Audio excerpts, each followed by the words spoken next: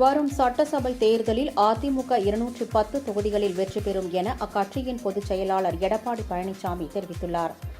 முதலமைச்சர் ஸ்டாலின் ஏற்கனவே 4 முறை வெளிநாடு பயணம் சென்ற நிலையில் தற்போது 5வது முறையாக வெளிநாடு செல்கிறார். இந்த பயணங்களின் போது எவ்வளவு தொழில் முதலீடு ஈர்க்கப்பட்டது, எத்தனை புரிந்துணர்வு ஒப்பந்தங்கள் போட்டார்கள், அந்த புரிந்துணர்வு ஒப்பந்தங்கள் நடைமுறைக்கு வந்துவிட்டதா என கேள்வி எழுப்பியுள்ளார். எப்பொழுதும் திமுக இரட்டை வேடம் போடுகின்ற கட்சி இன்றைக்கு திமுக ஆட்சி அமைந்த பிறகு சமூக நீதி தமிழகத்திலே மறுக்கப்பட்டுவிட்டது என்றார்.